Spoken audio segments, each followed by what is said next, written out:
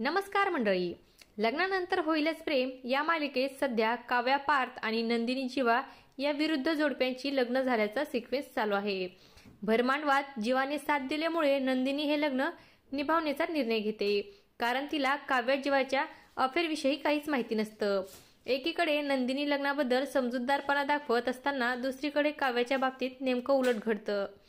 काव्या जीवा एकमेकांना आधीपासून डेट करत असतात, त्यामुळे आपल्या मोठ्या बहिणीने म्हणजेच नंदिनीने जीवाबरोबर संसार थाटणं काव्याला पटत नसतं. पण आपल्या मनातलं दुःख ती कोणासमोर व्यक्त करू शकत नसते. याशिवाय जीवाने देखील काव्याला आपल्यातलं नातं इथून पुढे संपलं असं सांगितलेलं असतं. शेवटी माहेरी गेल्यावर काव्या आपला सगळा राग व्यक्त करते. काव्याची आई शारदाला कपाटात जीवा आणि काव्याची प्रेमपत्र, लॉकेट या वस्तू सापडतात. यानंतर काव्या तिच्या प्रेमाची आईसमोर कबुली देते. हे सगळं ऐकून शारदाला धक्का बसतो. शेवटी दोघेही जीवा पार्थ बरोबर सासरी पुन्हा परत येतात. काव्या आणि नंदिनीला सासरी सासूपेक्षा वसुंधरा आत्यांचा जाच सहन करावा लागत असतो.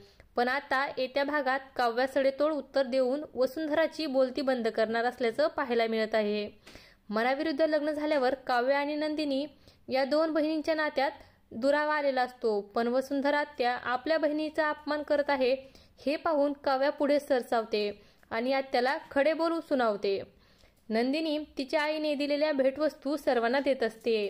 ती सर्वप्रथम तिच्या सासूला गिफ्ट देते. यानंतर नंदिनी वसू आत्याजवळ गिफ्ट द्यायला जाते, तेव्हा आत्या तिच्यावर चिडून म्हणते, लाज नाही वाटत? खरं तर एवढ्या बदनामीनंतर तुझ्या जागी दुसरी कोणी असती ना, तर तिने आत्महत्या केली असती. बहिणीचा होणारा अपमान काव्याला बघवत नाही. ती लगेच नंदिनीच्या समोर खंबीरपणे उभी राहते आणि वसू आत्याला संतापून म्हणते, तुमच्या मुलीच्या बाबतीत असं झालं असतं तर तिलाही सांगितलं असतं का आत्महत्या करायला? काव्याचं हे रूप पाहून वसुंधरा तिला सांगते, माझ्याशी तोंड सांभाळून बोल. पण काव्या एक अक्षरही न ऐकता तुम्ही तोंड सांभाळून बोला असं आत्याला खडसावून सांगते. काव्याचं हे रौद्र रूप पाहून सगळेच शांत होतात. दरम्यान लग्नानंतर होईलच प्रेम या मालिकेचा हा जबरदस्त भाग 20 मार्चला सायंकाळी 7 वाजता स्टार प्रवाह वाहिनीवर प्रेक्षकांना पाहायला मिळणार आहे. नेटकर यांनी या प्रोमोवर कौतुकांचा वर्षाव केला आहे. एक नंबर काव्या बहीण असावी तर अशी बहिणीची बाजू एका बहिणीने घेतली हे भारी वाटलं.